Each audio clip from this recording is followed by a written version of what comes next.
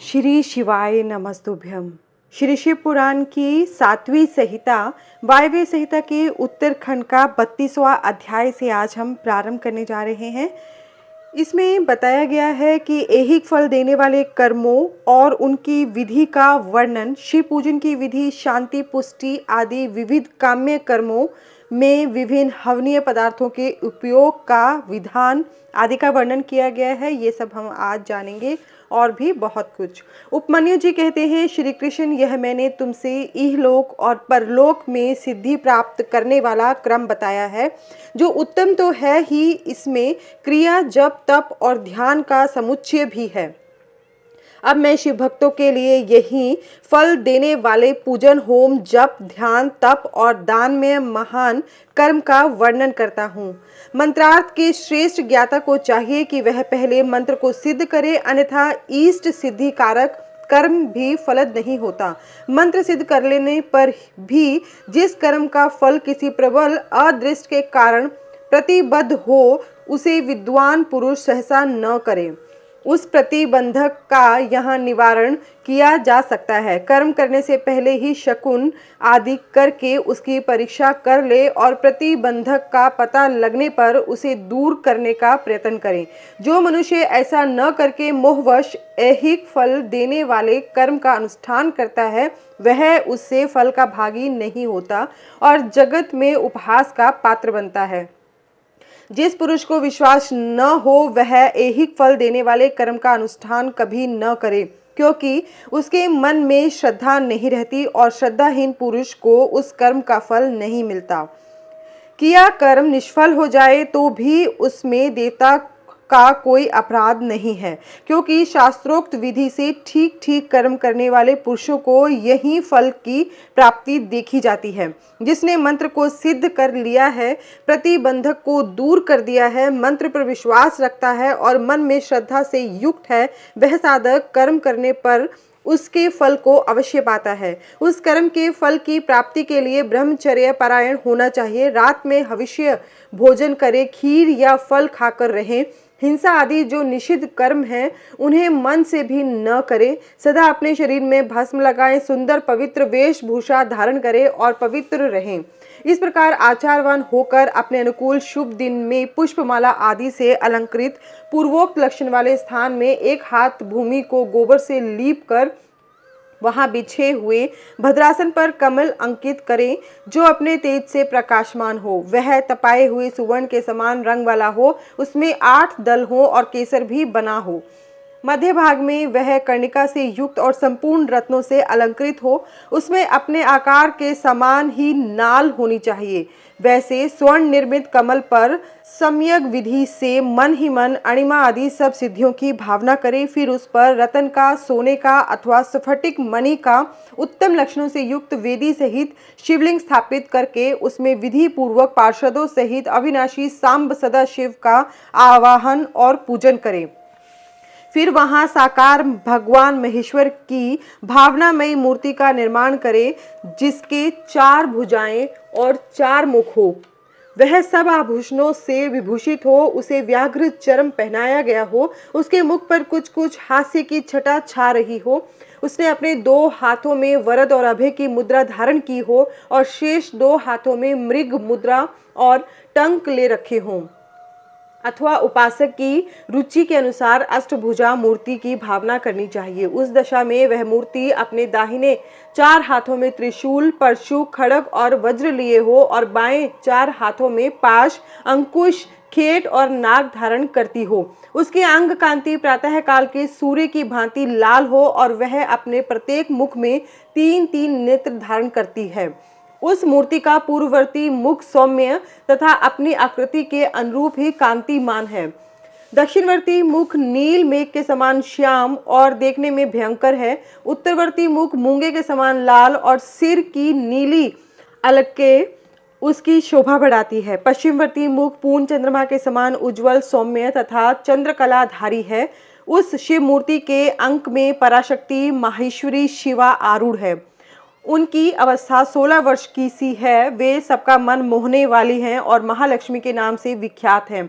इस प्रकार भावनामयी मूर्ति का निर्माण और सकलीकरण करके उनमें मूर्तिमान परम कारण शिव का आवाहन और पूजन करें। वहां स्नान कराने के लिए कपिला गाय के पंचगव्य और पंचामृत का संग्रह करें। विशेषतः चूर्ण और बीज को भी एकत्र करें। फिर पूर्व दिशा में मंडल बनाकर उसे रतन चूर्ण आदि से अलंकृत करके कमल की कर्णिका में ईशान कलश की स्थापना करें।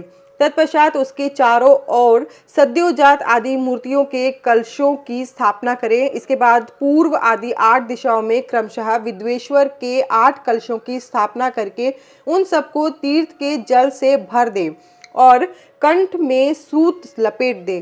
फिर उनके भीतर पवित्र द्रव्य छोड़कर मंत्र और विधि के साथ साड़ी या धोती आदि वस्त्र से उन सब कलशों को चारों ओर से आच्छादित कर दे।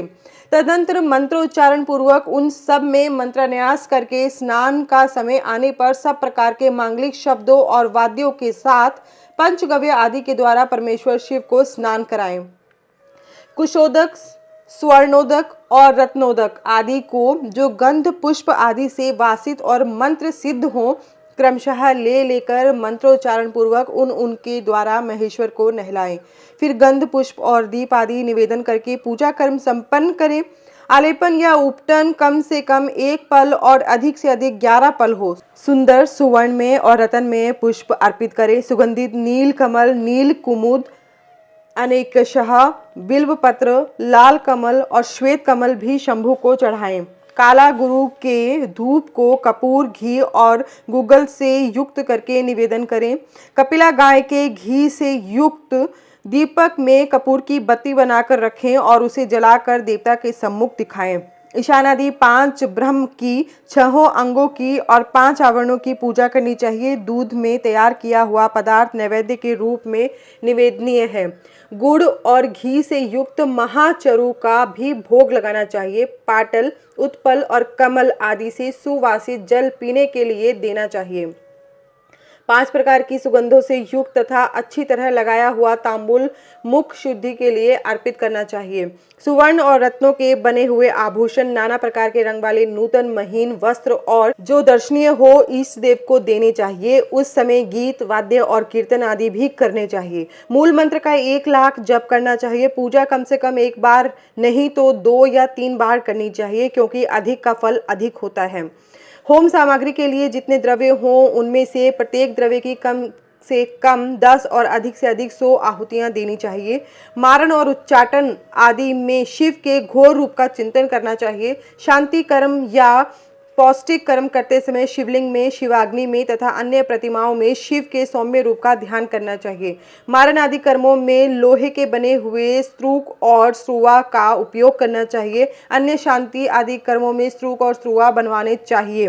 मृत्यु पर विजय पाने के लिए घी, दूध में मिलाई हुई दूर्वा से, मधु से, घृत युक्त चरु से अथवा केवल दूध से भी हवन करना चाहिए तथा रोगों की शांति के लिए तिलों की आहुति देनी चाहिए। समृद्धि की इच्छा रखने वाला पुरुष महान दारिद्र्य की शांति के लिए घी, दूध अथवा केवल कमल के फूलों से होम करे। वशीकरण का इच्छुक पुरुष घृत युक्त जाति पुष्प अर्थात चमेली या मालती के फूल से हवन करे। द्विज को चाहिए कि वह घृत और करवीर पुष्पों से आहुति देकर आकर्षण का प्रयोग सफल करे। तेल की आहुति से उच्चाटन और मधु की आहुति से स्तंभन कर्म करे। सरसों की आहुति से भी स्तंभन किया जाता है। बड़ के बीज और तिल की आहुति द्वारा मारण और उच्चाटन करे। नारियल के तेल की आहुति देकर विद्वेषण कर्म करे। रोही के बीज की आहुति देकर बंधन का तथा लाल सरसों मिले हुए संपूर्ण होम द्रव्यों से सेना स्तंभन का प्रयोग करें। अभिचार कर्म में हस्तचालित यंत्र से तैयार किए गए तेल की आहुति देनी चाहिए। कुटकी की भूसी, कपास की डोड तथा तैल मिश्रित सरसों की भी आहुति दी जा सकती है। दूध की आहुति ज्वर की शांति करने वाली तथा सौम्य सौभाग्य रूप फल प्रदान करने वाली होती है। मधु, घी और दही को परस्पर मिलाकर इनसे दूध और चावल से अथवा केवल दूध से किया गया होम संपूर्ण सिद्धियों को देने वाला होता है। सात समिधा आदि से शांतिक अथवा पौष्टिक कर्म भी करें। विशेषतः द्रव्यों द्वारा होम करने पर वश्य और आकर्षण की सिद्धि होती है। बिल्व पत्रों का हवन वशीकरण तथा आकर्षण का साधक और लक्ष्मी की प्राप्ति कराने वाला है। साथ ही वह शत्रु पर विजय प्रदान कराता है। शांति कार्य में पलाश और खैर आदि की समिधाओं का होम करना चाहिए। क्रूरतापूर्ण कर्म में कनेर और आग की समिधाएं होनी चाहिए। लड़ाई झगड़े में कटीले पेड़ों की समिधाओं का हवन करना चाहिए। शांति और पुष्टि कर्म को विशेषतः शांतचित्त पुरुष ही करे। जो निर्दय और क्रोधी हो उसी को आभिचारिक कर्म में प्रवृत्त होना चाहिए, वह भी उस दशा में जबकि दुर्वस्था चरम सीमा को पहुंच गई हो और उसके निवारण का दूसरा कोई उपाय न रह गया हो। आतताई को नष्ट करने के उद्देश्य से आभिचारिक कर्म करना चाहिए। अपने राष्ट्रपति को हानि पहुंचाने के उद्देश्य से आभिचारिक कर्म कदापि नहीं करना चाहिए। यदि कोई आस्तिक परम धर्मात्मा और माननीय पुरुष हो, उससे यदि कभी आतताईपन का कार्य हो जाए तो भी उसको नष्ट करने के उद्देश्य से आभिचारिक कर्म का प्रयोग नहीं करना चाहिए। जो कोई भी मन, वाणी और क्रिया द्वारा भगवान शिव के आश्रित हो, उसके तथा राष्ट्रपति के उद्देश्य से भी आभिचारिक कर्म करके मनुष्य शीघ्र ही पतित हो जाता है। इसलिए कोई भी पुरुष जो अपने लिए सुख चाहता हो, अपने राष्ट्रपालक राजा की तथा शिव भक्त की अभिचार आदि के द्वारा हिंसा न करे। दूसरे किसी के उद्देश्य से भी मारण आदि का प्रयोग करने पश्चाताप से युक्त हो प्रायश्चित करना चाहिए। निर्धन या धनवान पुरुष भी बाण लिंग अर्थात नर्मदा से प्रकट हुए शिवलिंग, ऋषियों द्वारा स्थापित लिंग या वैदिक लिंग में भगवान शंकर की पूजा करें। जहां ऐसे लिंग का अभाव हो वहां सुवर्ण और रत्न के बने हुए शिवलिंग में पूजा करनी चाहिए। यदि सुवर्ण और रत्नों के उपार्जन की शक्ति न हो तो मन से ही भावनामयी मूर्ति का निर्माण करके मानसिक पूजा करनी चाहिए अथवा प्रतिनिधि द्रव्यों द्वारा शिवलिंग की कल्पना करनी चाहिए। जो किसी अंश में समर्थ और किसी अंश में असमर्थ है, वह भी यदि अपनी शक्तियों के अनुसार पूजन कर्म करता है तो अवश्य फल का भागी होता है। जहाँ इस कर्म का अनुष्ठान करने पर भी फल नहीं दिखाई देता, वहाँ 2 या 3 बार उसकी आवृत्ति करें। ऐसा करने से सर्वथा फल का दर्शन होगा। पूजा के उपयोग में आया हुआ जो सुवर्ण, रत्न आदि उत्तम द्रव्य हो, वह सब गुरु को दे देना चाहिए तथा उसके अतिरिक्त दक्षिणा भी देनी चाहिए। यदि गुरु नहीं लेना चाहे तो वह सब वस्तु भगवान शिव को समर्पित कर दें अथवा शिव भक्तों को दे दें। इनके सिवा दूसरों को देने का विधान नहीं है। जो पुरुष गुरु आदि की अपेक्षा न रखकर स्वयं यथाशक्ति पूजा संपन्न करता है, वह भी ऐसा ही आचरण करे। पूजा में चढ़ाई हुई वस्तु स्वयं न ले ले। जो मूढ़ लोभवश पूजा के अंगभूत उत्तम द्रव्य को स्वयं ग्रहण कर लेता है, वह अभीष्ट फल को नहीं पाता। इसमें अन्यथा विचार नहीं करना चाहिए। किसी के द्वारा पूजित शिवलिंग को मनुष्य ग्रहण करे या न करे, यह उसकी इच्छा पर निर्भर है। यदि ले ले तो स्वयं नित्य उसकी पूजा करे अथवा उसकी प्रेरणा से दूसरा कोई पूजा करे। जो पुरुष इस कर्म का शास्त्रीय विधि के अनुसार ही निरंतर अनुष्ठान करता है, वह फल पाने से कभी वंचित नहीं रहता। इससे बढ़कर प्रशंसा की बात और क्या हो सकती है। तथापि मैं संक्षेप से कर्म जनित उत्तम सिद्धि की महिमा का वर्णन करता हूँ। इससे शत्रुओं अथवा अनेक प्रकार की व्याधियों का शिकार होकर और मौत के मुंह में पड़कर भी मनुष्य बिना किसी विघ्न बाधा से मुक्त हो जाता है। अत्यंत कृपण भी उदार और निर्धन भी कुबेर के समान हो जाता है। कुरूप भी कामदेव के समान सुंदर और बूढ़ा भी जवान हो जाता है। शत्रु क्षण भर में मित्र और विरोधी भी किंकर हो जाता है। अमृत विष के समान और विष भी अमृत के समान हो जाता है। समुद्र भी स्थल और स्थल भी समुद्रवत हो जाता है। गड्ढा पहाड़ जैसा ऊंचा और पर्वत भी गड्ढे के समान हो जाता है। अग्नि सरोवर के समान शीतल और सरोवर भी अग्नि के समान दाहक बन जाता है। उद्यान जंगल और जंगल उद्यान हो जाता है। क्षुद्र मृग सिंह के समान शौर्यशाली और सिंह भी क्रीड़ा मृग के समान आज्ञापालक हो जाता है। स्त्रियां अभिसारिका बन जाती हैं, अधिक प्रेम करने लगती हैं और लक्ष्मी सुस्थिर हो जाती है। वाणी इच्छा अनुसार दासी बन जाती है और कीर्ति गणिका के समान सर्वत्र गामिनी हो जाती है। बुद्धि स्वेच्छानुसार विचरने वाली और मन हीरे को छेदने वाली सुई के समान सूक्ष्म हो जाता है। शक्ति आंधी के समान प्रबल हो जाती है और बल मत गजराज के समान पराक्रमशाली होता है। शत्रु पक्ष के उद्योग और कार्य स्तंभ हो जाते हैं तथा शत्रुओं के समस्त सुहृदय गण उनके लिए शत्रु पक्ष के समान हो जाते हैं। शत्रु बंधु बांधवों सहित जीते जी मुर्दे के समान हो जाते हैं और सिद्ध पुरुष स्वयं आपत्ति में पड़कर भी अरिष्ट रहित अर्थात संकट मुक्त हो जाता है, अमरत्व सा प्राप्त कर लेता है। उसका खाया हुआ अपथ्य भी उसके लिए सदा रसायन का काम देता है। निरंतर रति का सेवन करने पर भी वह नया सा ही बना रहता है। भविष्य आदि की सारी बातें उसे हाथ पर रखे हुए आंवले के समान प्रत्यक्ष दिखाई देती हैं। अणिमा आदि सिद्धियां भी इच्छा करते ही फल देने लगती हैं। इस विषय में बहुत कहने से क्या लाभ। इस कर्म का संपादन कर लेने पर संपूर्ण कामार्थ सिद्धियों में कोई भी ऐसी वस्तु नहीं रहती जो अलभ्य हो।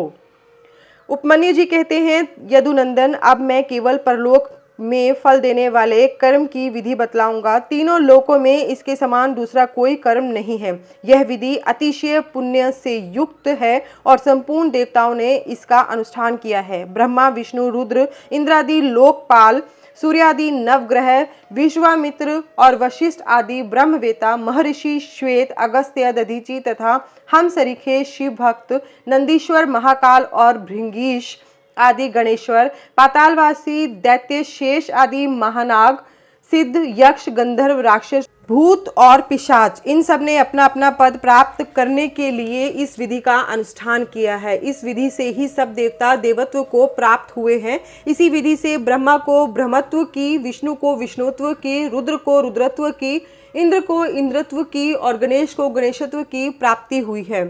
श्वेत चंदन युक्त जल से लिंग स्वरूप शिव और शिवा को स्नान कराकर प्रफुल्ल श्वेत कमलों द्वारा उनका पूजन करें। फिर उनके चरणों में प्रणाम करके वहीं लिपि पुती भूमि पर सुंदर सूक्ष्म लक्षण पद्मासन बनवा कर रखें। धन हो तो अपनी शक्ति के अनुसार सोने या रतन आदि का पद्मासन बनवाना चाहिए। कमल के केसरों के मध्य भाग में अंगुष्ठ के बराबर छोटे से सुंदर शिवलिंग की स्थापना करें। वह सर्वगंधमय और सुंदर होना चाहिए। उसे दक्षिण भाग में स्थापित करके बिल्व पत्रों द्वारा उसकी पूजा करें। फिर उसके दक्षिण भाग में अगुरु, पश्चिम भाग में मैनसिल, उत्तर भाग में चंदन और पूर्व भाग में हरिताल चढ़ाएं। फिर सुंदर सुगंधित विचित्र पुष्पों द्वारा पूजा करें। सब और काले अगुरु और गूगल की धूप दे। अत्यंत महीन और निर्मल वस्त्र निवेदन करें। घृत मिश्रित खीर का भोग लगाएं। घी के दीपक जलाकर रखे। मंत्रोच्चारण पूर्वक सबको चढ़ाकर परिक्रमा करें। भक्ति भाव से देवेश्वर शिव को प्रणाम करके उनकी स्तुति करें और अंत में त्रुटियों के लिए क्षमा प्रार्थना करें। तत्पश्चात शिव पंचाक्षर मंत्र से संपूर्ण उपहारों सहित वह शिवलिंग शिव को समर्पित करें और स्वयं दक्षिणा मूर्ति का आश्रय ले। जो इस प्रकार पंचगंध में शुभ लिंग की नित्य अर्चना करता है वह सब पापों से मुक्त हो शिवलोक में प्रतिष्ठित होता है। यह शिवलिंग महाव्रत सब व्रतों में उत्तम और गोपनीय है। तुम भगवान शंकर के भक्त हो इसलिए तुमसे इसका वर्णन किया है। जिस किसी को इसका उपदेश नहीं करना चाहिए, केवल शिव भक्तों को ही इसका उपदेश देना चाहिए। प्राचीन काल में भगवान शिव ने ही इस व्रत का उपदेश दिया था। तदनंतर लिंग की कारण रूपता तथा लिंग प्रतिष्ठा एवं पूजा की व्याख्या करके उपमन्यु ने कहा, यदुनंदन, यदि कोई स्थापित शिवलिंग न मिले तो शिव के स्थानभूत जल, अग्नि, सूर्य तथा आकाश में भगवान शिव का पूजन करना चाहिए। श्री कृष्ण ने कहा, भगवान, आपने ज्ञान, क्रिया और चर्या का संक्षिप्त सार उद्धृत करके मुझे सुनाया है। यह सब श्रुति के समान आदरणीय है और इसे मैंने ध्यान पूर्वक सुना है। अब मैं अधिकार, अंग, विधि और प्रयोजन सहित परम दुर्लभ योग का वर्णन सुनना चाहता हूँ। यदि योग आदि का अभ्यास करने से पहले ही मृत्यु हो जाए तो मनुष्य आत्मघाती होता है। अतः आप योग का ऐसा कोई साधन बताइए जिसे शीघ्र सिद्ध किया जा सके, जिससे कि मनुष्य को आत्मघाती न होना पड़े। योग का वह अनुष्ठान, उसका कारण, उसके लिए उपयुक्त समय, साधन तथा उसके भेदों का तारतम्य क्या है। उपमन्यु बोले, श्री कृष्ण, तुम सब प्रश्नों के तारतम्य के ज्ञाता हो। तुम्हारा यह प्रश्न बहुत ही उचित है, इसलिए मैं इन सब बातों पर क्रमशः प्रकाश डालूंगा। तुम एकाग्रचित होकर सुनो। जिसकी दूसरी वृत्तियों का निरोध हो गया है, ऐसे चित्त की भगवान शिव में जो निश्चल वृत्ति है उसी को संक्षेप से योग कहा गया है। यह योग 5 प्रकार का है: मंत्र योग, स्पर्श योग, भाव योग, अभाव योग और महायोग। मंत्र जप के अभ्यासवश मंत्र के वाच्यार्थ में स्थित हुई विक्षेप रहित जो मन की वृत्ति है उसका नाम मंत्र योग है। मन की वही वृत्ति जब प्राणायाम को प्रधानता दे तो उसका नाम स्पर्श योग है। वही स्पर्श योग जब मंत्र के स्पर्श से रहित हो तो भाव योग कहलाता है, जिससे संपूर्ण विश्व के रूप मात्र का अवयव विलीन अर्थात तिरोहित हो जाता है, उसे अभाव योग कहा गया है, क्योंकि उस समय सद्वस्तु का भी भान नहीं होता, जिससे एकमात्र उपाधि शून्य शिव स्वभाव का चिंतन किया जाता है और मन की वृत्ति शिवमय हो जाती है, उसे महायोग कहते हैं। देखे और सुने गए लौकिक और पारलौकिक विषयों की ओर से जिसका मन विरक्त हो गया हो उसी का योग में अधिकार है, दूसरे किसी का नहीं। लौकिक और पारलौकिक दोनों विषयों के दोषों का और ईश्वर के गुणों का सदा ही दर्शन करने से मन विरक्त होता है। प्राय सभी योग 8 या 6 अंकों से युक्त होते हैं। यम, नियम, स्वस्तिक आदि आसन, प्राणायाम, प्रत्याहार, धारणा, ध्यान और समाधि, ये विद्वानों ने योग के 8 अंग बताए हैं। आसन, प्राणायाम, प्रत्याहार, धारणा, ध्यान और समाधि, ये थोड़े में योग के 6 लक्षण हैं।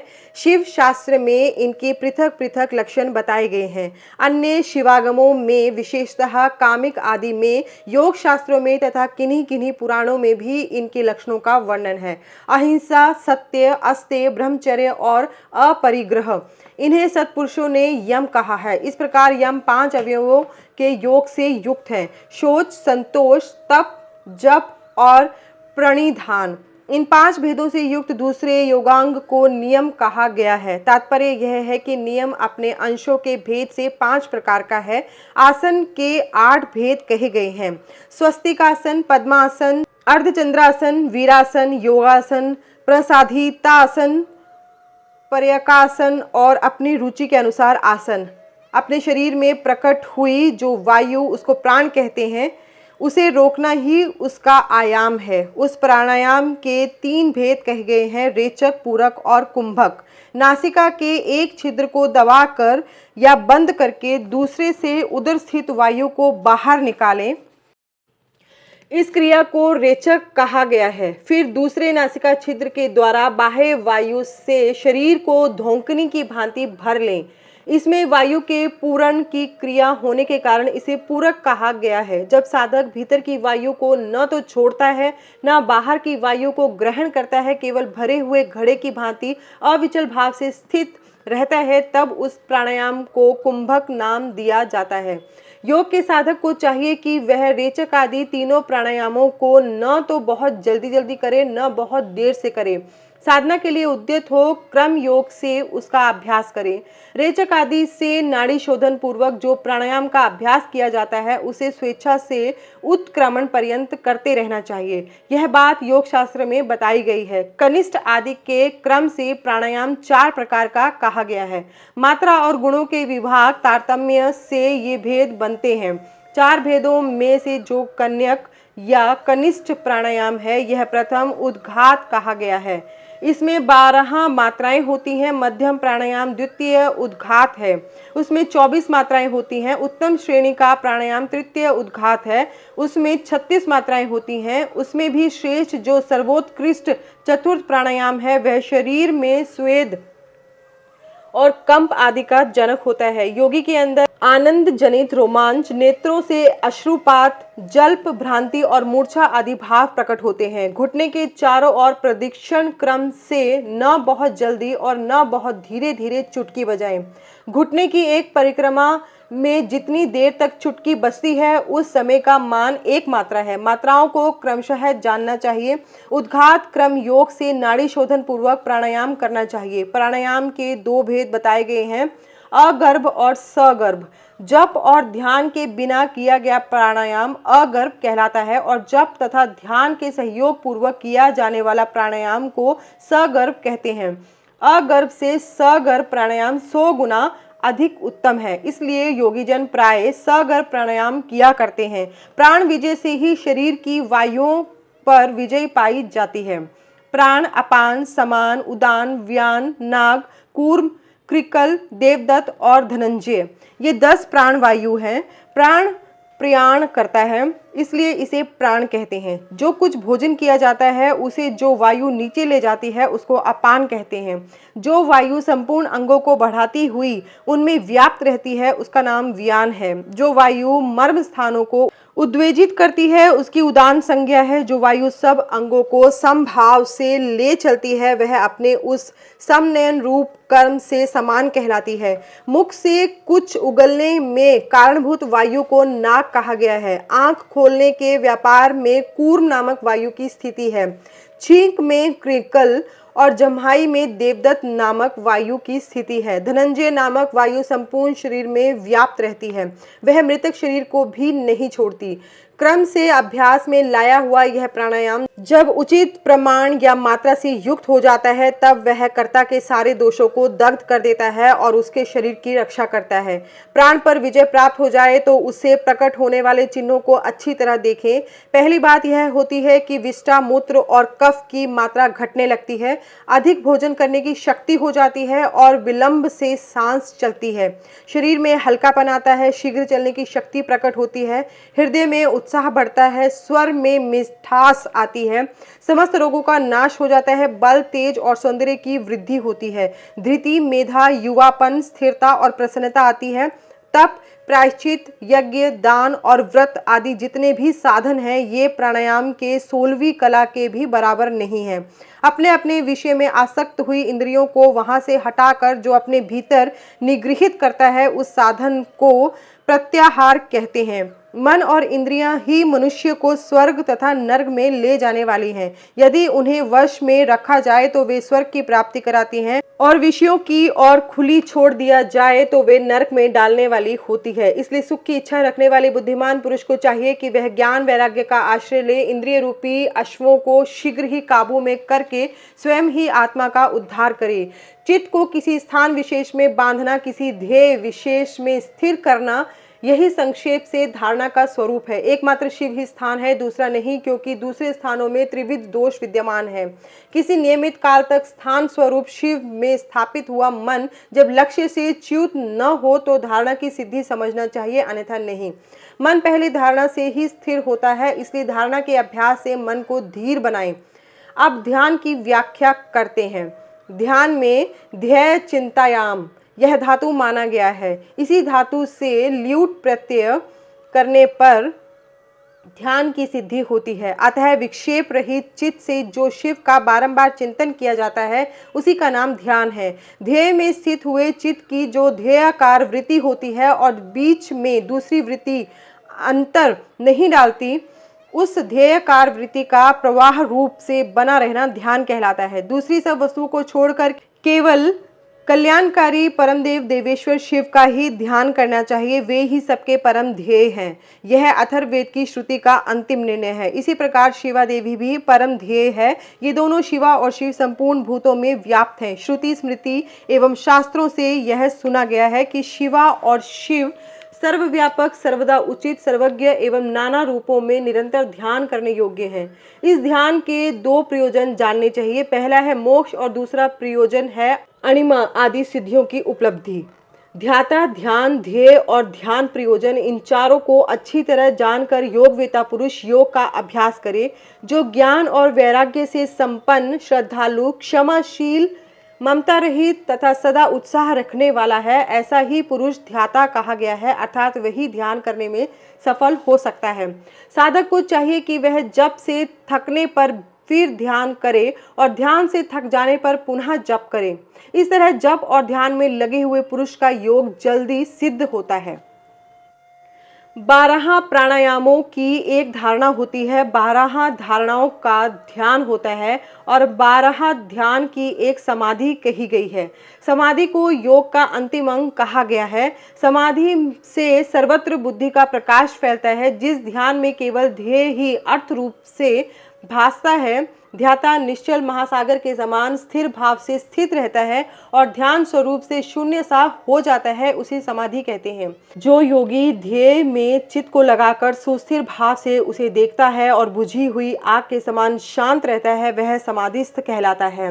वह न सुनता है, न सूंघता है, न बोलता है, न देखता है, न स्पर्श का अनुभव करता है, न मन से संकल्प विकल्प करता है, न उसमें अभिमान की वृत्ति का उदय होता है और न वह बुद्धि के द्वारा ही कुछ समझता है, केवल काष्ठ की भांति स्थित रहता है। इस तरह शिव में लीन चित हुए योगी को यहाँ समाधिस्थ कहा जाता है। जैसे वायु रहित स्थान में रखा हुआ दीपक कभी हिलता नहीं है, निस्पंद बना रहता है, उसी तरह समाधि निष्ठ शुद्ध चित्त योगी भी उस समाधि से कभी विचलित नहीं होता, सुस्थिर भाव से स्थिर रहता है। इस प्रकार उत्तम योग का अभ्यास करने वाले योगी के सारे अंतराय शीघ्र नष्ट हो जाते हैं और संपूर्ण विघ्न भी धीरे धीरे दूर हो जाते हैं। उपमन्यु कहते हैं, श्री कृष्ण आलस्य, तीक्ष्ण व्याधियां, प्रमाद, स्थान संशय, अनवस्थित चित्तता, अश्रद्धा, भ्रांति दर्शन, दुख, दौर्मनस्य और विषय लोलुपता, ये 10 योग साधन में लगे हुए पुरुषों के लिए योग मार्ग के विघ्न कहे गए हैं। योगियों के शरीर और चित्त में जो अलसता का भाव आता है उसी को यहाँ आलस्य कहा गया है। वात, पित्त और कफ इन धातुओं की विषमता से जो दोष उत्पन्न होते हैं उन्हीं को व्याधि कहते हैं। कर्म दोष से इन व्याधियों की उत्पत्ति होती है। असावधानी के कारण योग के साधनों का न हो पाना प्रमाद है।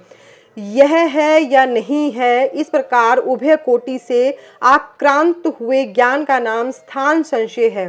मन का कहीं स्थिर न होना ही अनवस्थित चित्तता अर्थात चित्त की अस्थिरता है। योग मार्ग में भाव रहित अर्थात अनुराग शून्य जो मन की वृत्ति है उसी को अश्रद्धा कहा गया है।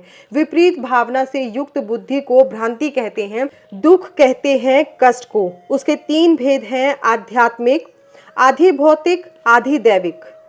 मनुष्यों के चित्त का जो अज्ञान जनित दुख है उसे आध्यात्मिक दुख समझना चाहिए। पूर्वकृत कर्मों के परिणाम से शरीर में जो रोग आदि उत्पन्न होते हैं उन्हें आधि भौतिक दुख कहा गया है। विद्युतपात, अस्त्र शस्त्र और विष आदि से जो कष्ट प्राप्त होता है उसे आधि दैविक दुख कहते हैं। इच्छा पर आघात पहुंचने से मन में जो क्षोभ होता है उसी का नाम है दौर्मनस्य। विचित्र विषयों में जो सुख का भ्रम है वही विषय लोलुपता है। योगपरायण योगी के इन विघ्नों के शांत हो जाने पर जो दिव्य उपसर्ग अर्थात विघ्न प्राप्त होते हैं वे सिद्धि के सूचक हैं। प्रतिभा, श्रवण, वार्ता, दर्शन, आस्वाद और वेदना, ये 6 प्रकार की सिद्धियां ही उपसर्ग कहलाती हैं जो योग शक्ति के अपव्यय में कारण होती हैं। जो पदार्थ अत्यंत सूक्ष्म हो, किसी की ओट में हो, भूतकाल में रहा हो, बहुत दूर हो अथवा भविष्य में होने वाला हो, उसका ठीक ठीक प्रतिभास हो जाना प्रतिभा कहलाता है। सुनने का प्रयत्न न करने पर भी संपूर्ण शब्दों का सुनाई देना श्रवण कहा गया है। समस्त देहधारियों की बातों को समझ लेना वार्ता है। दिव्य पदार्थों का बिना किसी प्रयत्न के दिखाई देना दर्शन कहा गया है। दिव्य रसों का स्वाद प्राप्त होना आस्वाद कहलाता है। अंतःकरण के द्वारा दिव्य स्पर्शों का तथा ब्रह्मलोक तक के गंधादि दिव्य भोगों का अनुभव वेदना नाम से विख्यात है। सिद्ध योगी के पास स्वयं ही रतन उपस्थित हो जाते हैं और बहुत सी वस्तुएं प्रदान करते हैं। मुख से इच्छा अनुसार नाना प्रकार की मधुर वाणी निकलती है। सब प्रकार के रसायन और दिव्य औषधियां सिद्ध हो जाती हैं। देवांगनाएं इस योगी को प्रणाम करके मनोवांछित वस्तुएं देती हैं। योग सिद्धि के एक देश का भी साक्षात्कार हो जाए तो मोक्ष में मन लग जाता है। यह मैंने जैसे देखा या अनुभव किया उसी प्रकार मोक्ष भी हो सकता है। कृष्णता, स्थूलता, बाल्यावस्था, वृद्धावस्था, युवावस्था, नाना जाति का स्वरूप, पृथ्वी, जल, अग्नि और वायु, इन 4 तत्वों के शरीर को धारण करना, नित्य अपार्थिव एवं मनोहर गंध को ग्रहण करना, ये पार्थिव ऐश्वर्य के 8 गुण बताए गए हैं। जल में निवास करना, पृथ्वी पर ही जल का निकल आना, इच्छा करते ही बिना किसी आतुरता के स्वयं समुद्र को भी पी जाने में समर्थ होना, इस संसार में जहाँ चाहे वहीं जल का दर्शन होना, घड़ा आदि के बिना हाथ में ही जल राशि को धारण करना, जिस विरस वस्तु को भी खाने की इच्छा हो उसका तत्काल सरस हो जाना, जल, तेज और वायु, इन 3 तत्वों के शरीर को धारण करना तथा देह का फोड़े, फुंसी और घाव आदि से रहित होना, पार्थिव ऐश्वर्य के 8 गुणों को मिलाकर ये 16 जलीय ऐश्वर्य के अद्भुत गुण हैं। शरीर से अग्नि को प्रकट करना, अग्नि के ताप से जलने का भय दूर हो जाना, यदि इच्छा हो तो बिना किसी प्रयत्न के इस जगत को जलाकर भस्म कर देने की शक्ति का होना, पानी के ऊपर अग्नि को स्थापित कर देना, हाथ में आग धारण करना, सृष्टि को जलाकर फिर उसे ज्यों का त्यों कर देने की क्षमता का होना, मुख में ही अन्न आदि को पचा लेना तथा तेज और वायु 2 ही तत्वों से शरीर को रच लेना, ये 8 गुण जलीय ऐश्वर्य के उपरयुक्त 16 गुणों के साथ 24 होते हैं। ये 24 तेजस ऐश्वर्य के गुण कहे गए हैं।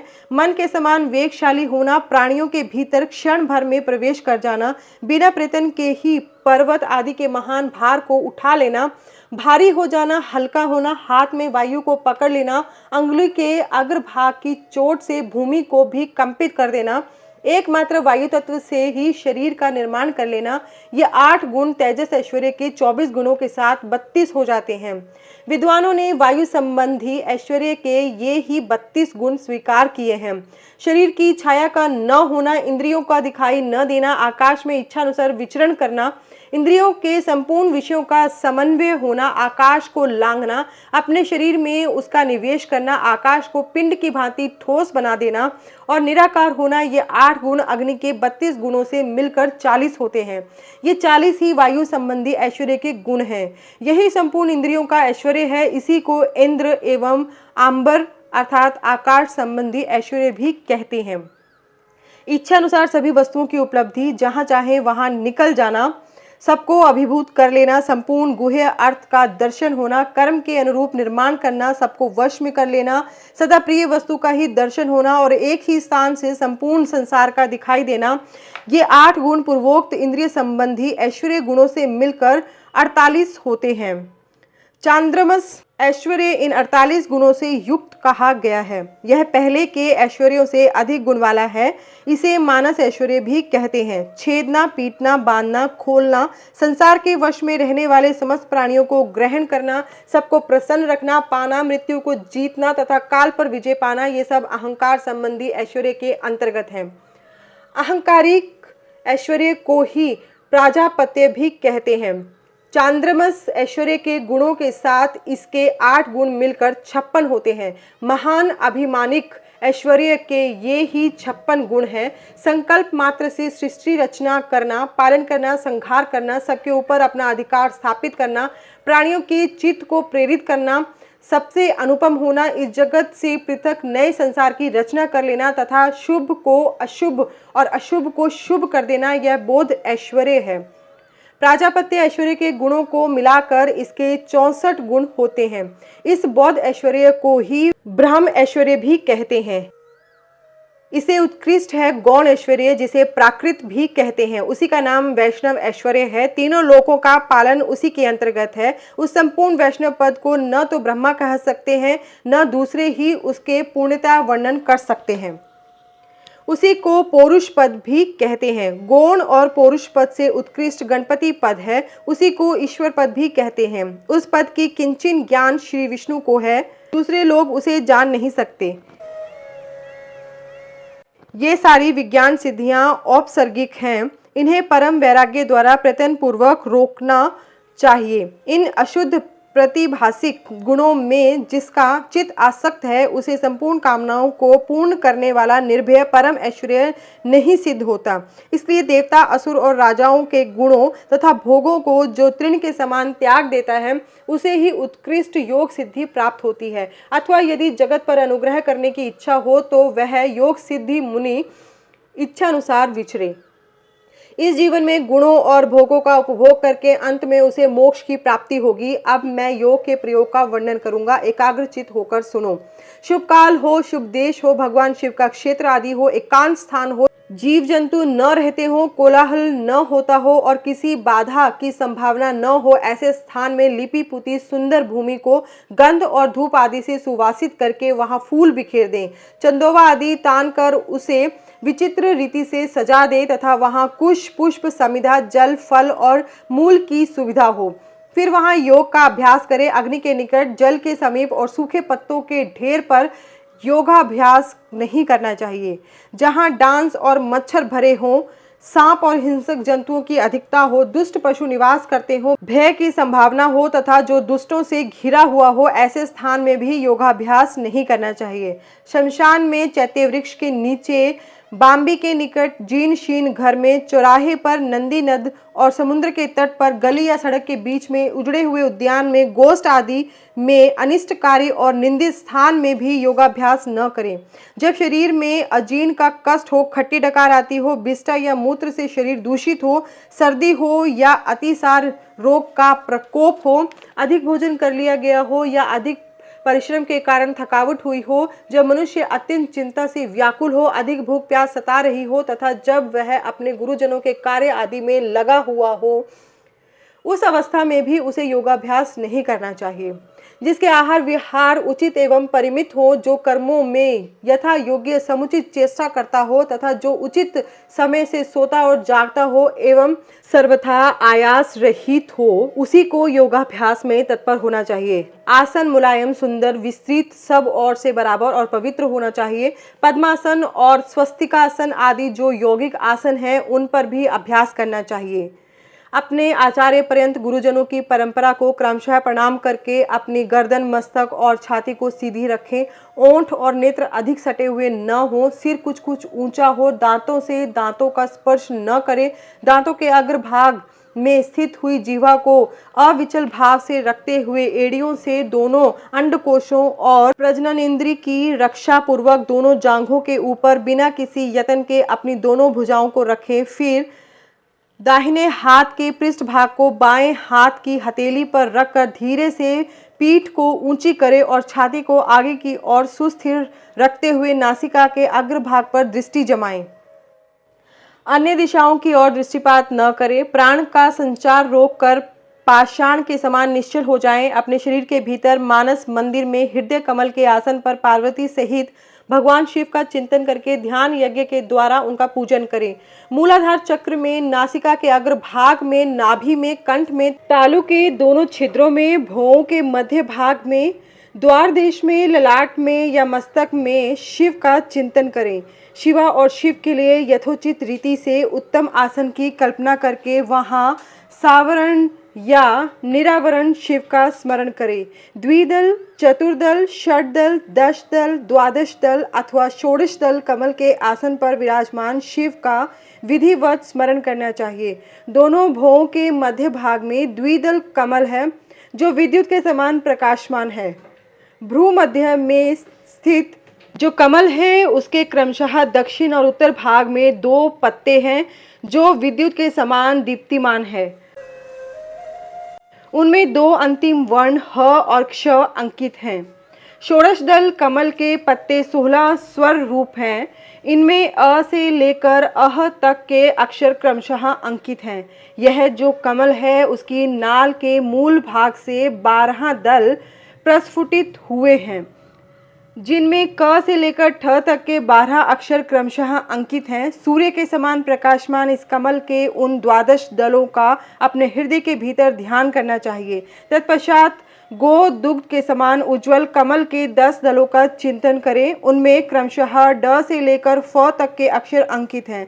इसके बाद नीचे की ओर दल वाले कमल के 6 दल हैं, जिनमें ब से लेकर ल तक के अक्षर अंकित हैं। इस कमल की कांति धूम रहित अंगार के समान है। मूलाधार में स्थित जो कमल है उसकी कांति सुवर्ण के समान है। उसमें क्रमशः व से लेकर स तक के 4 अक्षर 4 दलों के रूप में स्थित है।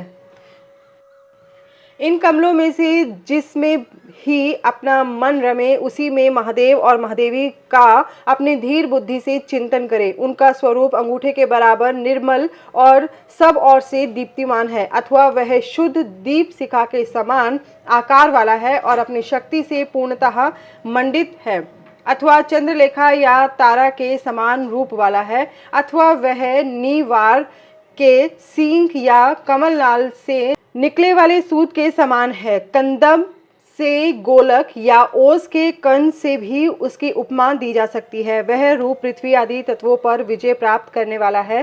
ध्यान करने वाला पुरुष जिस तत्व पर विजय पाने की इच्छा रखता हो, उसी तत्व के अधिपति की स्थूल मूर्ति का चिंतन करे। ब्रह्मा से लेकर सदाशिव पर्यंत तथा भव आदि 8 मूर्तियां ही शिव शास्त्र में शिव की स्थूल मूर्तियां निश्चित की गई हैं। मुनीश्वरों ने उन्हें घोर, शांत और मिश्र 3 प्रकार की बताया है। फल की आशा न रखने वाले ध्यान कुशल पुरुषों को इनका चिंतन करना चाहिए। यदि घोर मूर्तियों का चिंतन किया जाए तो वे शीघ्र ही पाप और रोग का नाश करती हैं। मिश्र मूर्तियों में शिव का चिंतन करने पर चिरकाल में सिद्धि प्राप्त होती है और सौम्य मूर्ति में शिव का ध्यान किया जाए तो सिद्धि प्राप्त होने में न तो अधिक शीघ्रता होती है, न अधिक विलंब ही। सौम्य मूर्ति में ध्यान करने से विशेषतः मुक्ति, शांति एवं शुद्ध बुद्धि प्राप्त होती है। क्रमशः सभी सिद्धियां प्राप्त होती हैं, इसमें संशय नहीं है। उपमन्यु जी कहते हैं, श्री कृष्ण श्री कंठनाथ का स्मरण करने वाले लोगों के संपूर्ण मनोरथों की सिद्धि तत्काल हो जाती है।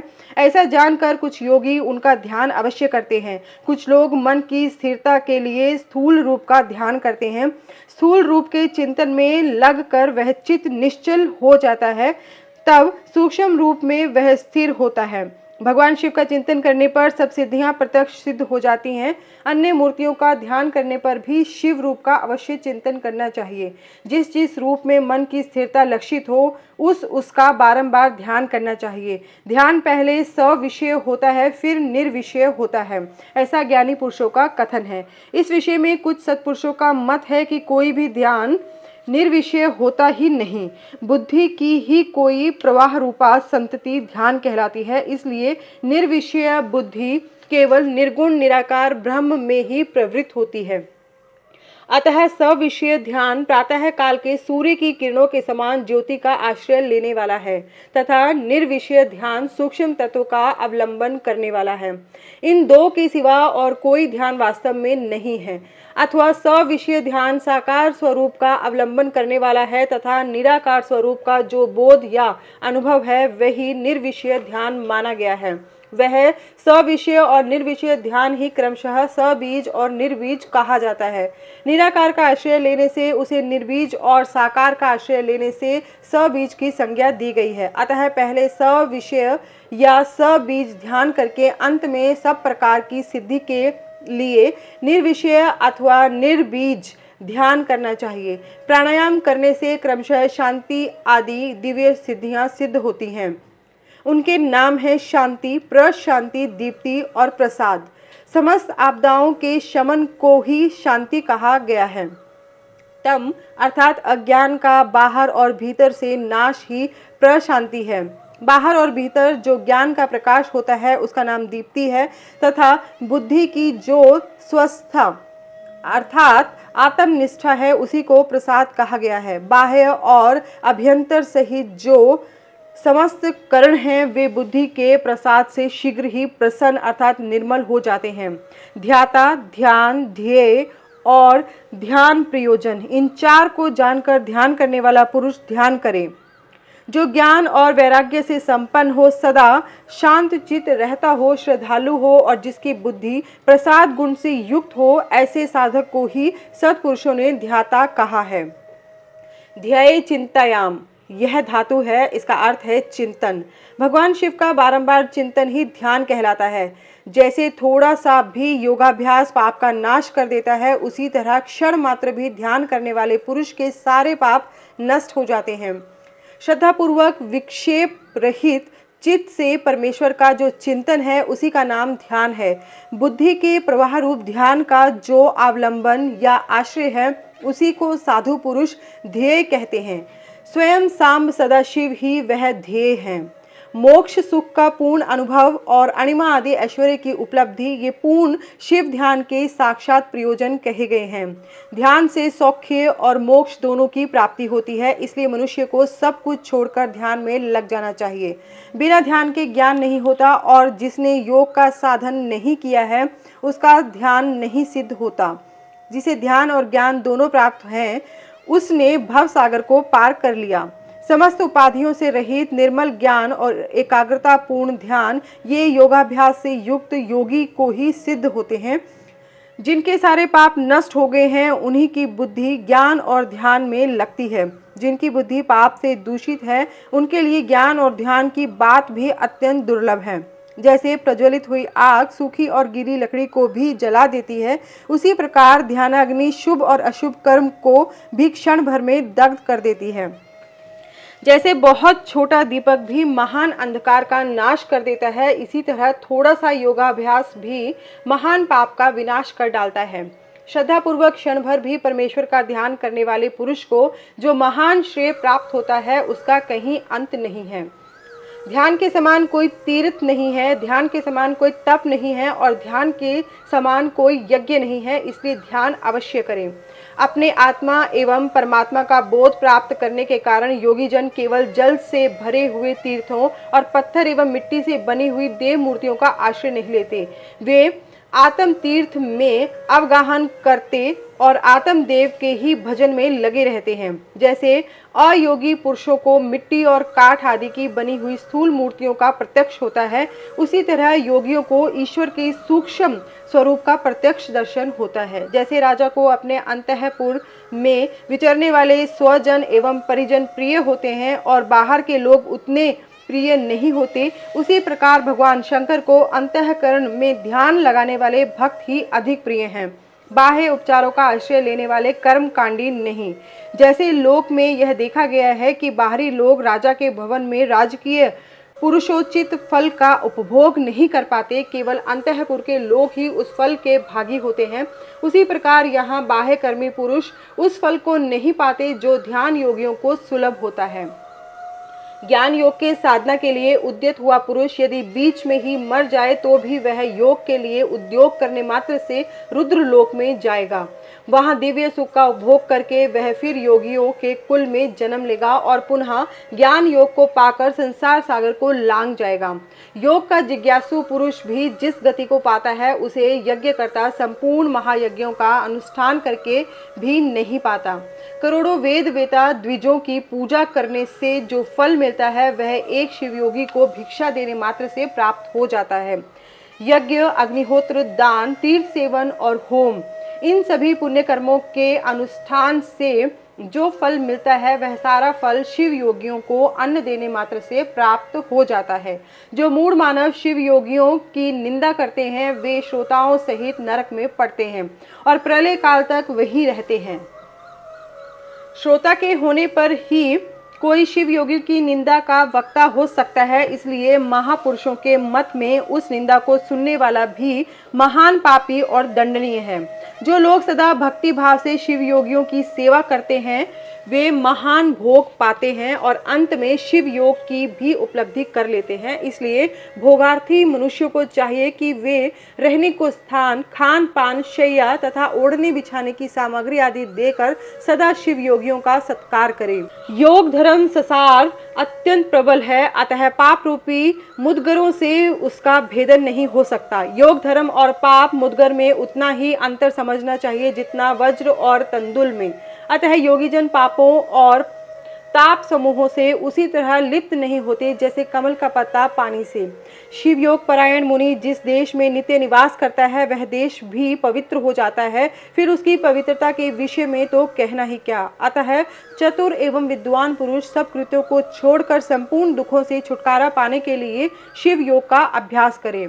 जिसका योग फल सिद्ध हो गया है वह योगी यथेष्ट भोगों को भोग कर समस्त लोगों की हित कामना से संसार में विचरे अथवा अपने स्थान पर ही रहे या विषय सुख को अत्यंत तुच्छ समझकर छोड़ दे और वैराग्य योग से स्वेच्छापूर्वक कर्मों का परित्याग कर दे।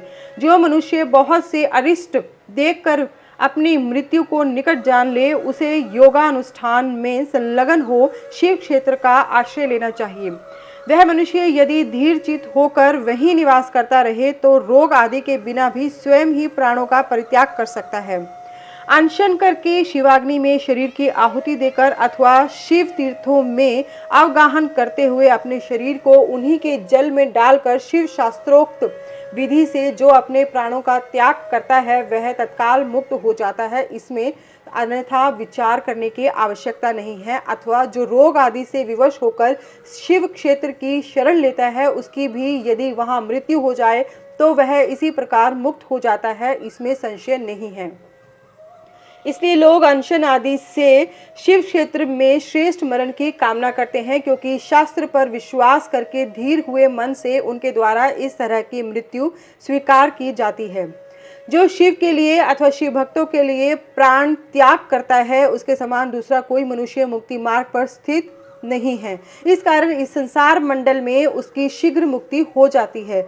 इनमें से किसी एक उपाय का किसी तरह भी अवलंबन करके अथवा विधिवत षड्ध्व शुद्धि को प्राप्त होकर यदि कोई मनुष्य मरता है तो उसका अन्य पशुओं प्राणियों के समान यहाँ औधर्वदैहिक संस्कार नहीं करना चाहिए। विशेषतः उसके पुत्र आदि को उसके मरने से अशोच की प्राप्ति नहीं होती। ऐसे पुरुष के मृत शरीर को धरती में गाड़ दें या पवित्र अग्नि में जला दें या शिव स्वरूप जल में डाल दे अथवा काठ या मिट्टी के ढेले की भांति कहीं भी फेंक दे, सब उसके लिए बराबर है। यदि ऐसे पुरुष के उद्देश्य से भी कोई कर्म करने की इच्छा हो तो दूसरों का कल्याण ही करें और अपनी शक्ति के अनुसार शिव भक्तों को तृप्त करें।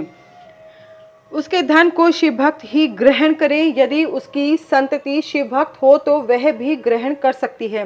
यदि ऐसा संभव न हो तो उसका धन भगवान शिव को समर्पित कर दें, परंतु उसकी पशु संतति अर्थात शिव भक्तिहीन संतान उस धन को ग्रहण न करे। सूत जी कहते हैं, इस प्रकार क्रोध को जीतने वाले उपमन्यु से यदुकुल नंदन श्री कृष्ण ने जो ज्ञान योग प्राप्त किया था उसका प्रणत भाव से बैठे हुए उन मुनियों को उपदेश देकर आत्मदर्शी वायुदेव सायंकाल आकाश में अंतर्धान हो गए। तदनंतर प्रातः काल नैमिषारण्य के समस्त तपस्वी मुनि सत्र के अंत में अवभृत स्नान करने को उद्यत हुए। उस समय ब्रह्मा जी के आदेश से साक्षात सरस्वती देवी स्वादिष्ट जल से भरी हुई स्वच्छ सुंदर नदी के रूप में वहां बहने लगी। सरस्वती नदी को उपस्थित देख मुनि मन ही मन बड़े प्रसन्न हुए। उन्होंने सत्र समाप्त करके उसमें अवगाहन आरंभ किया। उस नदी के मंगलमय जल से देवता आदि का तर्पण करके पूर्व वृतांत का स्मरण करते हुए वे सब के सब वाराणसी पुरी की ओर चल दिए। उस समय हिमालय के चरणों से निकलकर दक्षिण की ओर बहने वाली भागीरथी का दर्शन करके उन ऋषियों ने उसमें स्नान किया और भागीरथी के ही किनारे का मार्ग पकड़कर वे आगे बढ़े। तदनंतर वाराणसी में पहुंचकर उन सबको बड़ी प्रसन्नता हुई। वहां उत्तर वाहिनी गंगा में स्नान करके उन्होंने अविमुक्तेश्वर लिंग का दर्शन और विधि पूर्वक पूजन किया। पूजन करके जब वे चलने को उद्यत हुए तब उन्होंने आकाश में एक दिव्य और परम अद्भुत प्रकाशमान तेज देखा जो करोड़ों सूर्य के समान जान पड़ता था। उसने अपनी प्रभा के प्रसार से संपूर्ण दिगंत को व्याप्त कर लिया था। तदनंतर जिन्होंने अपने शरीर में भस्म लगा रखा था वे सैकड़ों सिद्ध पाशुपत मुनि निकट जाकर उस तेज में लीन हो गए। उन तपस्वी महात्माओं के इस प्रकार लीन हो जाने पर वह तेज तत्काल अदृश्य हो गया। वह एक अद्भुत सी घटना घटित हुई। उस महान आश्चर्य को देखकर वे नैमिषारण्य के निवासी महर्षि यह क्या है इस बात को न जानते हुए ब्रह्मवन को चले गए। इनके जाने से पहले ही लोक पावन पवन देव वहां जा पहुंचे। उन्होंने नैमिषारण्य वासी ऋषियों का जिस प्रकार साक्षात्कार हुआ, जिस तरह उनसे उनकी बातचीत हुई, उन ऋषियों की शुद्ध बुद्धि जिस प्रकार पार्षदों सहित सांब सदाशिव में लगी थी और जिस प्रकार उन यज्ञ परायण ऋषियों का वह दीर्घकालिक यज्ञ पूरा हुआ था, ये सारी बातें जगत सृष्टा ब्रह्म योनि ब्रह्मा जी को बताई। फिर अपने कार्य के लिए उनसे आज्ञा ले वे अपने नगर को चले गए। तदनंतर अपने स्थान पर बैठे हुए ब्रह्मा जी गान की कला में परस्पर स्पर्धा रखने और विवाद करने वाले तुम्बरू और नारद के गान जनित रस का आस्वादन करते हुए वहां मध्यस्थता करने लगे। उस समय वे गंधर्वों और अप्सराओं से सेवित हो सुखपूर्वक बैठे थे। उस बेला में किसी बाहरी व्यक्ति को वहां जाने का अवसर नहीं दिया जाता था। इसलिए जब नैमिषारण्य निवासी मुनि वहां पहुंचे तब द्वारपालों ने उन्हें द्वार पर ही रोक दिया। वे मुनि ब्रह्म भवन से बाहर ही पाशर भाग में बैठ गए। इधर संगीत गोष्ठी में नारद ने तुमरू की समानता प्राप्त की। तब परमेष्ठी ब्रह्मा ने उन्हें तुमरू के साथ रहने की आज्ञा दी और वे पारस्परिक स्पर्धा को त्याग कर तुमरू के परम मित्र हो गए। तत्पश्चात गंधर्वों और अप्सराओं से घिरे हुए नारद नकुलेश्वर महादेव को वीणा गान सुनाकर संतुष्ट करने के लिए तुमरू के साथ ब्रह्म भवन से उसी प्रकार निकले जैसे मेघों की घटा से सूर्यदेव बाहर निकलते हैं। उस समय मुनिवर नारद को देखकर उन 6 कुलों में उत्पन्न हुए ऋषियों ने प्रणाम किया और बड़े आदर के साथ ब्रह्मा जी से मिलने का अवसर पूछा। नारद जी का चित्त दूसरी ओर लगा था और वे बड़ी उतावली में थे, अतः उनके पूछने पर बोले, यही अवसर है, आप लोग भीतर जाइए। यह कहते हुए वे चले गए। तदनंतर द्वारपालों ने ब्रह्मा जी को उन ऋषियों के आगमन की सूचना दी। उनकी आज्ञा पाकर वे सब एक साथ ब्रह्मा जी के भवन में प्रविष्ट हुए। भीतर जाकर उन्होंने दूर से ही दंड की भांति पृथ्वी पर गिरकर ब्रह्मा जी को प्रणाम किया। फिर उनका आदेश पाकर वे ऋषि उनके पास गए और चारों ओर से उन्हें घेर कर बैठे। उन्हें वहां बैठा देखकर कमलासन ब्रह्मा ने उनका कुशल समाचार पूछा और बताया कि मुझे तुम लोगों का सारा वृतांत ज्ञात हो चुका है, क्योंकि वायुदेव ने ही यहाँ सब कुछ कहा है। अब तुम बताओ, जब वायुदेव तुम्हें कथा सुनाकर अदृश्य हो गए तब तुमने क्या किया? देवेश्वर ब्रह्मा के इस प्रकार पूछने पर उन मुनियों ने अवभृत स्नान के पश्चात गंगा तीर्थ में जाने, वाराणसी की यात्रा करने, वहां देवेश्वरों द्वारा स्थापित शिवलिंगों और अविमुक्तेश्वर लिंग के भी दर्शन पूजन करने, आकाश में महान तेज पुंज के दिखाई देने, कतिपय महर्षियों के उसमें लीन होने तथा फिर उस तेज के अदृश्य हो जाने की सब बातें ब्रह्मा जी से विस्तार पूर्वक उन्हें बारंबार प्रणाम करके कहीं। साथ ही यह भी बताया कि हम अपने मन में बहुत विचार करने पर भी उस तेज को ठीक ठीक जान न सके। मुनियों का कथन सुनकर विश्व स्रष्टा चतुर्मुख ब्रह्मा ने किंचित सिर हिलाकर गंभीर वाणी में कहा, महर्षियों, तुम्हें परम उत्तम पारलौकिक सिद्धि प्राप्त होने का अवसर आ रहा है। तुमने दीर्घकालिक सत्र द्वारा चिरकाल तक प्रभु की आराधना की है, इसलिए वे प्रसन्न होकर तुम लोगों पर कृपा करने को उत्सुक हैं। उस तेज पुंज के दर्शन की जो घटना घटित हुई है, उससे यही बात सूचित होती है कि तुमने वाराणसी में आकाश के भीतर जो दीप्तिमान दिव्य तेज देखा था वह साक्षात ज्योतिर्मय लिंग ही था। उसे महेश्वर का उत्कृष्ट तेज समझो। उस तेज में श्रोत और पाशुपत व्रत का पालन करने वाले मुनि, जो स्वधर्म में पूर्णतः निष्ठा रखने वाले थे और अपने पाप को दग्ध कर चुके थे, लीन हुए हैं। लीन होकर वे स्वस्थ एवं मुक्त हो गए हैं। इसी मार्ग में तुम्हें भी शीघ्र ही मुक्ति प्राप्त होने वाली है। तुम्हारे देखे हुए उस तेज से यही बात सूचित होती है, तुम्हारे लिए यह वही समय दैववश स्वयं उपस्थित हो गया है। तुम मेरु पर्वत के दक्षिण शिखर पर वहां देवता रहते हैं, जाओ, वही मेरे पुत्र सनत कुमार जो उत्कृष्ट मुनि हैं निवास करते हैं।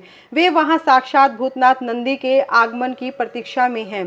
पूर्व काल की बात है, सनत कुमार अज्ञानवश अपने को सब योगियों का शिरोमणि मानने लगे थे, इसलिए दुर्विनीत हो गए थे। यही कारण है कि उन्होंने किसी समय परमेश्वर शिव को सामने देखकर भी उनके लिए उचित अभ्युत्थान आदि सत्कार नहीं किया। वे अपने स्थान पर निर्भय बैठे रहे। उनके इस अपराध से कुपित हो नंदी ने उन्हें बहुत बड़ा ऊंट बना दिया।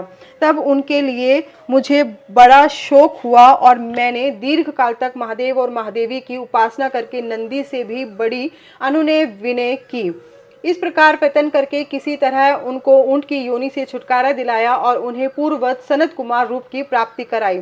उस समय महादेव जी ने मुस्कुराते हुए से अपने गणाध्यक्ष नंदी से कहा, अनग, सनत कुमार मुनि ने मेरी ही अवहेलना करके अपना वैसा अहंकार प्रकट किया था, अतः तुम ही उनको मेरे यथार्थ स्वरूप का उपदेश दो। ब्रह्मा का ज्येष्ठ पुत्र मूढ़ की भांति मेरा स्मरण कर रहा है, अतः मैंने ही उसको तुम्हें शिष्य के रूप में दिया है। तुमसे उपदेश पाकर वह मेरे ज्ञान का प्रवर्तक होगा और वही तुम्हारा धर्माध्यक्ष के पद पर अभिषेक करेगा। महादेव जी का ऐसा कहने पर समस्त भूतगणों के अध्यक्ष नंदी ने प्रातःकाल मस्तक झुकाकर स्वामी की वह आज्ञा शिरोधार्य की तथा सनत कुमार भी मेरी आज्ञा से इस गणराज नंदी को प्रसन्न करने के लिए मेरु पर दुष्कर तपस्या कर रहे हैं। गणाध्यक्ष नंदी के समागम से पहले ही तुम लोग सनत कुमार से मिलो, क्योंकि उन पर कृपा करने के लिए नंदी शीघ्र ही वहां आएंगे। विश्व योनि ब्रह्मा के इस प्रकार शीघ्र आदेश देकर भेजने पर वे मुनि मेरु पर्वत के दक्षिणवर्ती कुमार शिखर पर गए। सूत जी कहते हैं, वहां मेरु पर्वत पर सागर के समान एक विशाल सरोवर है जिसका नाम स्कंद सर है। उसका जल अमृत के समान स्वादिष्ट, शीतल, स्वच्छ, अगाध और हल्का है। वह सरोवर सब ओर से स्फटिक मणि के शिलाखंडों द्वारा संगठित हुआ है। उसके चारों ओर सभी ऋतुओं में खिलने वाले फूलों से भरे हुए वृक्ष उसे आच्छादित किए रहते हैं। उस सरोवर में सेवार, उत्पल, कमल और कुमुद के पुष्प तारों के समान शोभा पाते हैं और तरंगे बादलों के समान उठती रहती हैं, जिससे जान पड़ता है कि आकाश ही भूमि पर उतर आया है। वहां सुखपूर्वक उतरने चढ़ने के लिए सुंदर घाट और सीढ़ियां हैं। वहां की भूमि नीली शिलाओं से आबद्ध है। आठों दिशाओं की ओर से वह सरोवर बड़ी शोभा पाता है। वहां बहुत से लोग नहाने के लिए उतरते हैं और कितने ही नहाकर निकलते रहते हैं। स्नान करके श्वेत, यज्ञोपवीत और उज्ज्वल कोपीन धारण किए, वल्कल पहने, सिर पर जटा अथवा शिखा रखाए या मुंड मुंडाए, ललाट में त्रिपुंड लगाए, वैराग्य से विमल एवं मुस्कुराते मुख वाले बहुत से मुनि कुमार घड़ों में, कमलिनी के पत्तों के दानों में, सुंदर कलशों में, कमंडलुओं में तथा वैसे ही करकों अर्थात करवों आदि में अपने लिए, दूसरों के लिए, विशेषतः देव पूजा के लिए वहां से नित्य जल और फूल ले जाते हैं। वहां ईस्ट और शिष्ट पुरुष जल में स्नान करते देखे जाते हैं। उस सरोवर के किनारे की शिलाओं पर तिल, अक्षत, फूल और छोड़े हुए पवित्रक दृष्टि गोचर होते हैं। वहां स्थान स्थान पर अनेक प्रकार की पुष्प बलि आदि दी जाती है। कुछ लोग सूर्य को अर्घ्य देते हैं और कुछ लोग वेदी पर बैठकर पूजन आदि करते हैं। उस सरोवर के उत्तर तट पर एक कल्प वृक्ष के नीचे हीरे की शिला से बनी हुई वेदी पर कोमल मृग चर्म बिछाकर सदा बाल रूपधारी सनत कुमार जी बैठे थे। वे अपनी अविचल समाधि से उसी समय उपरत हुए थे। उस समय बहुत से ऋषि मुनि उनकी सेवा में बैठे थे और योगीश्वर भी उनकी पूजा करते थे। नैमिषारण्य के मुनियों ने वहां सनत कुमार जी का दर्शन किया, उनके चरणों में मस्तक झुकाया और उनके पास बैठ गए। सनत कुमार जी के पूछने पर उन ऋषियों ने उनसे ज्यों ही अपने आगमन का कारण बताना आरंभ किया, त्यों ही आकाश में दुदुम्बियों का तुमुल नाद सुनाई दिया। उसी समय सूर्य के समान तेजस्वी एक विमान दृष्टिगोचर हुआ, जो असंख्य गणेश्वरों द्वारा चारों ओर से घिरा हुआ था। उसमें अप्सराएं और रुद्र कन्याएं भी थी। वहां मृदंग, ढोल और वीणा की ध्वनि गूंज रही थी। उस विमान में विचित्र रतन जड़ित चंदोवा तना था और मोतियों की लड़ियां उसकी शोभा बढ़ा रही थी। बहुत से मुनि, सिद्ध, गंधर्व, यक्ष, चारण और किन्नर नाच से गाते और बाजे बजाते हुए उस विमान को सब ओर से घेर कर चल रहे थे। उसमें वृषभ चिन्ह से युक्त और मूंगे के दंड से विभूषित ध्वजा पताका फहरा रही थी, जो उसके गोपुर की शोभा बढ़ाती थी। उस विमान के मध्य भाग में दो चंबरों के बीच चंद्रमा के समान उज्जवल मणि में दंड वाले शुद्ध छत्र के नीचे दिव्य सिंहासन पर शिलाद पुत्र नंदी देवी सुयशा के साथ बैठे थे। वे अपनी कांति से, शरीर से तथा तीनों नेत्रों से बड़ी शोभा पा रहे थे। भगवान शंकर को आवश्यक कार्यों की सूचना देने वाले वे नंदी मानो जगत सृष्टा शिव के अलंघनीय आदेश का मूर्तिमान स्वरूप होकर वहां आए थे, अथवा उनके रूप में मानो साक्षात शंभु का संपूर्ण अनुग्रह ही साकार रूप धारण करके वहां सबके सामने उपस्थित हुआ था। शोभाशाली श्रेष्ठ त्रिशूल ही उनका आयुध है। वे विश्वेश्वर गणों के अध्यक्ष हैं और दूसरे विश्वनाथ की भांति शक्तिशाली हैं। उनमें विश्व स्रष्टा विधाताओं का भी निग्रह और अनुग्रह करने की शक्ति है। उनकी चार भुजाएं हैं, अंग अंग से उदारता सूचित होती है। वे चंद्रलेखा से विभूषित हैं, कंठ में नाग और मस्तक पर चंद्रमा उनके अलंकार हैं।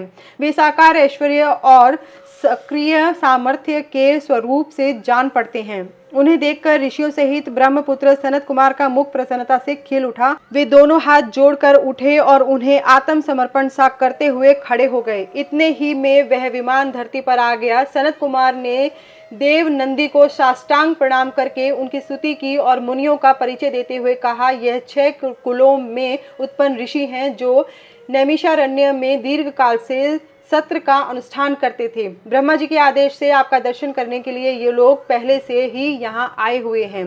ब्रह्मपुत्र सनत कुमार का यह कथन सुनकर नंदी ने दृष्टिपात मात्र से उन सबके पाशों को तत्काल काट डाला और ईश्वरीय शैव धर्म एवं ज्ञान योग का उपदेश देकर वे फिर महादेव जी के पास चले गए। सनत कुमार ने वह समस्त ज्ञान साक्षात मेरे गुरु व्यास को दिया और पूजनीय व्यास जी ने मुझे संक्षेप से वह सब कुछ बताया। त्रिपुरारी शिव के इस पुराण रतन का उपदेश वेद के न जानने वाले लोगों को नहीं देना चाहिए। जो भक्त और शिष्य न हो उसको तथा नास्तिकों को भी इसका उपदेश नहीं देना चाहिए। यदि मोहवश इन अनधिकारियों को इसका उपदेश दिया गया तो वह नरक प्रदान करता है। जिन लोगों ने सेवानुगत मार्ग से इस पुराण का उपदेश दिया, लिया, पढ़ा अथवा सुना है, उनको यह सुख तथा धर्म आदि त्रिवर्ग प्रदान करता है और अंत में निश्चय ही मोक्ष देता है। इस पौराणिक मार्ग के संबंध से आप लोगों ने और मैंने एक दूसरे का उपकार किया है, अतः मैं सफल मनोरथ होकर जा रहा हूँ। हम लोगों का सदा सब प्रकार से मंगल ही हो। सूर्य जी के आशीर्वाद देकर चले जाने और प्रयाग में उस महायज्ञ के पूर्ण हो जाने पर वे सदाचारी मुनि विषय कलुषित कली काल के आने से काशी के आसपास निवास करने लगे। तदनंतर पशुपाश से छूटने की इच्छा से उन सब ने पूर्णतः पाशुपत व्रत का अनुष्ठान किया और संपूर्ण बोध एवं समाधि पर अधिकार करके वे अनिंद्य महर्षि परमानंद को प्राप्त हो गए।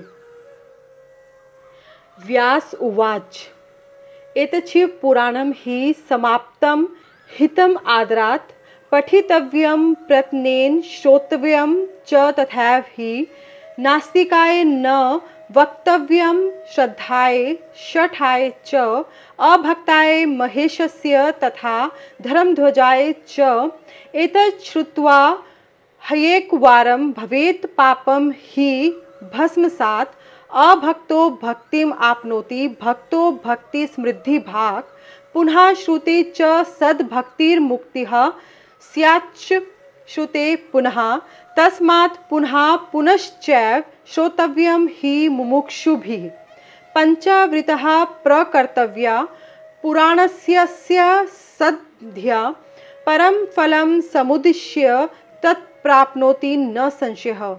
पुरातनाश्च राजानो विप्रा वैश्याश्च सत्तमः सप्त कृत्वस्तदा भृत्या लभन्त शिव दर्शनम श्रोष्य तथापि यश्च एदं मानवो भक्ति तत्परः इह भुक्त्वाखिलान् भोगानन्ते मुक्तिं लभेच्च सः। एतच्छिव पुराणं हि शिवस्याति प्रियं परं भुक्ति मुक्ति प्रदम ब्रह्म सम्मितम भक्ति वर्धनम। एतच्छिव पुराणस्य वक्तुः श्रोतुश्च सर्वदा सगणः ससुतः सांबः शम करोतु स शंकरा। व्यास जी कहते हैं यह शिव पुराण पूरा हुआ। इस हितकर पुराण को बड़े आदर एवं प्रयत्न से पढ़ना तथा सुनना चाहिए। नास्तिक श्रद्धाहीन शठ महेश्वर के प्रति भक्ति से रहित तथा धर्मध्वजी अर्थात पाखंडी को इसका उपदेश नहीं देना चाहिए। इसका एक बार श्रवण करने से ही सारा पाप भस्म हो जाता है। भक्तिहीन भक्ति पाता है और भक्त भक्ति की समृद्धि का भागी होता है। दोबारा श्रवण करने पर उत्तम भक्ति और तीसरी बार सुनने पर मुक्ति सुलभ हो जाती है। इसलिए मुमुक्षु पुरुषों को बारंबार इसका श्रवण करना चाहिए। किसी भी उत्तम फल को पाने के लिए शुद्ध बुद्धि से इस पुराण की 5 आवृत्ति करनी चाहिए। ऐसा करने से मनुष्य उस फल को प्राप्त कर लेता है, इसमें संशय नहीं है। प्राचीन काल के राजाओं, ब्राह्मणों तथा श्रेष्ठ वैश्यों ने इसकी 7 आवृत्ति करके शिव का साक्षात दर्शन प्राप्त किया है। जो मनुष्य भक्ति परायण हो इसका श्रवण करेगा वह भी इहलोक में संपूर्ण भोगों का उपभोग करके अंत में मोक्ष प्राप्त कर लेगा। यह श्रेष्ठ शिव पुराण भगवान शिव को अत्यंत प्रिय है। यह वेद के तुल्य माननीय, भोग और मोक्ष देने वाला तथा भक्ति भाव को बढ़ाने वाला है। अपने प्रमथ गणों, दोनों पुत्रों तथा देवी पार्वती के साथ भगवान शिव इस पुराण के वक्ता और श्रोता का सदा कल्याण करे। नमः शिवाय। वायव्य संहिता संपूर्णः। इसी के साथ श्री शिव पुराण संपूर्ण होता है। नमः शिवाय। शिव शक्ति नमो नमः। भगवान शिव माता पार्वती के साथ हम सब पर अपनी कृपा हमेशा बनाए रखें।